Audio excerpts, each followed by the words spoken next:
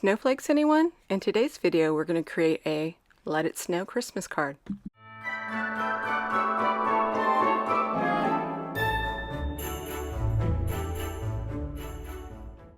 Hi, I'm Stacy. Welcome to my channel. I hope you enjoy and are inspired to create.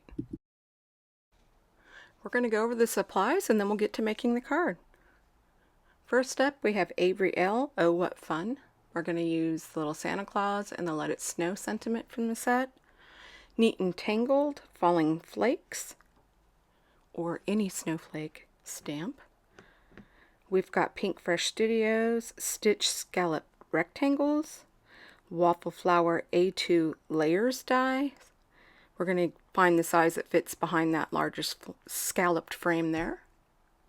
And then we have Hobby Lobby, Walking in a Winter Wonderland paper pad. And then I'm going to use some Distress Inks in Faded Jeans and Blueprint Sketch. And you'll need a blending tool, whether it's sponge or a brush. I'm going to be coloring with Copics, but feel free to use any brand of marker or colored pencils, watercolor, whatever you use. And then we're going to use some embossing powder and ink. And I'm going to go ahead and stamp out this background stamp. Now, it doesn't cover the entire A2 size card base or front, and so I'm just putting a scrap piece of packaging I have there so I don't have to clean the stamp and try to position it, and then I just move the packaging where I need it. I'm going to pick up the stamp, remove that, ink it up, and stamp it. And I stamped it a couple of times. It probably doesn't need to be, but I always do it for good measure, especially when it comes to heat embossing. And I treated that cardstock with an anti-static tool, and I have a paintbrush just brushing away the stray little bits of embossing powder. Of course, we're going to heat it up. And I'm not worried about it covering the entire thing because the scalloped stitch rectangle frame is not going to be a full A2 size card front, which is 4 1/4 by 5 1/2. So you're going to see that I use that frame just to make sure it's going to fit over it, and then we're going to put it aside for now, and we'll bring it back later. But do you see how it frames up the snowflakes? And then I'm going to go ahead and start blending with ink. And you'll see me bring that scallop frame back in because I want to make sure that I'm bringing in the blending enough, and we're going to do like a vignette, darker on the outside and lighter towards the middle. And using a colored cardstock that's similar in color to begin with just helps speed up the ink blending. You could use just a plain white cardstock and ink blend the entire background piece, but this just speeds it up. It's kind of neat because you do have a little bit of a different blue hue there, and I'm just going in and taking that lighter color to kind of fade it off into the center, and then I set that aside to dry while we stamp up our image and color him up.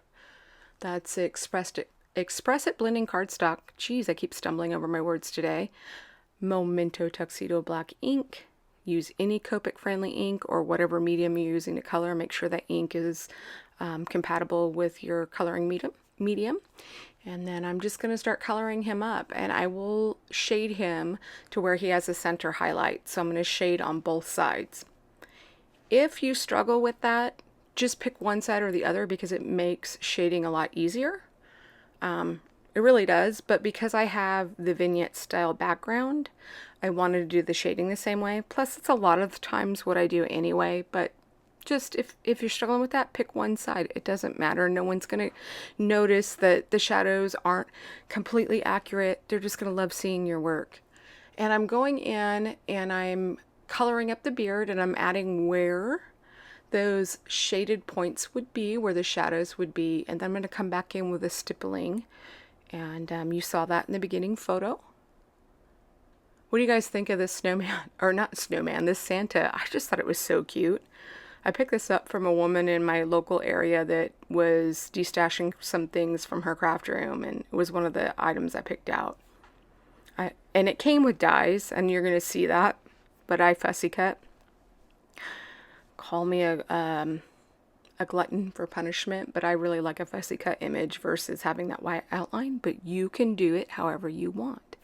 You can also use your die cuts and use a Copic to come back in and color in that white edge to match whatever your background is.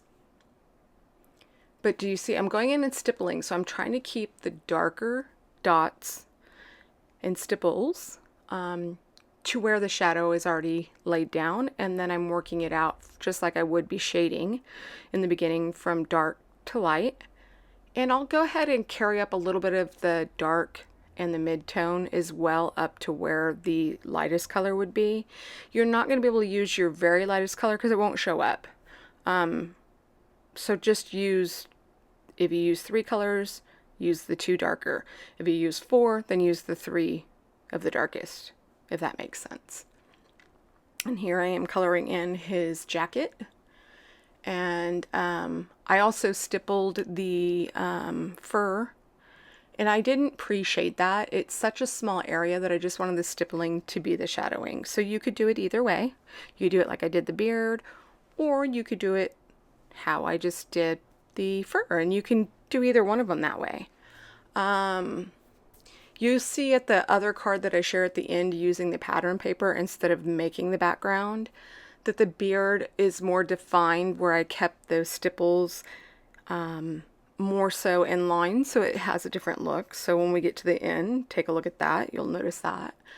But the shading on the rest of him will be pretty much the same.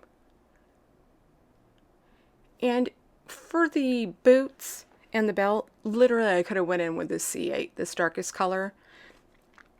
But I like a little bit of shading, so I typically use 3 colors. Sometimes I only use 2 on small images like this.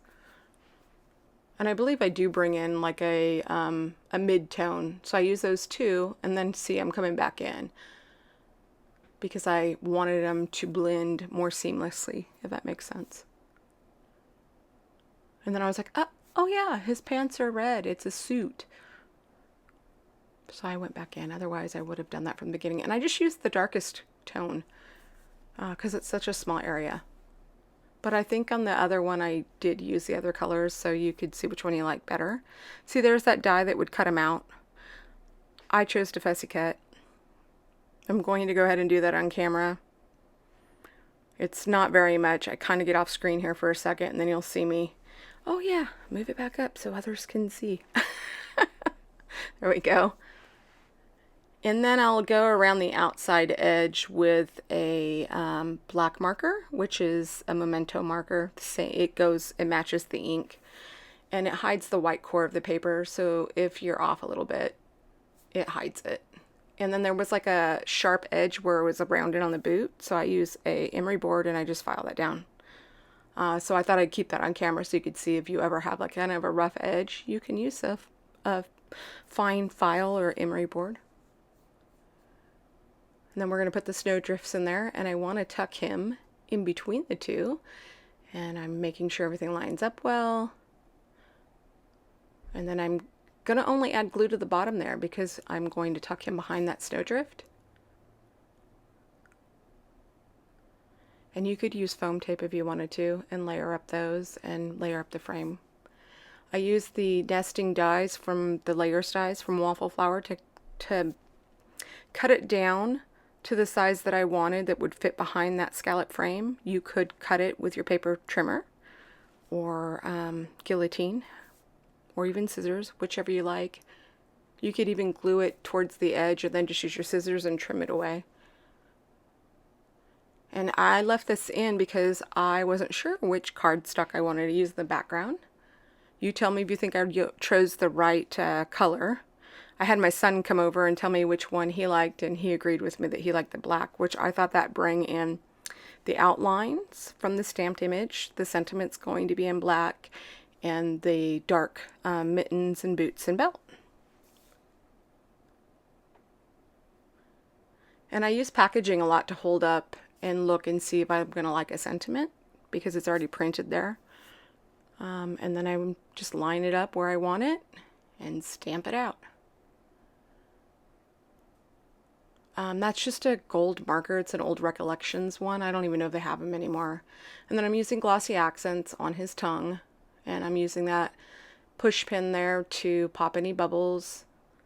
Those are some stickos. Is that what they're called? Puffy hearts. I don't even know if they sell those anymore. But use whatever embellishments you have. I did add glossy accents over the belt buckle. I'm not sure if I showed that on camera. I think I went back after. And then here's the one with pattern paper. And I should have had a different background for you guys because it looks more washed out. But you can see in the photos that because the background's not the same color as the pattern paper, that it stands up a bit better. Which one do you like better? Which would you choose? I like them both. If you enjoyed, please like and subscribe, and I'll see you next time. Bye.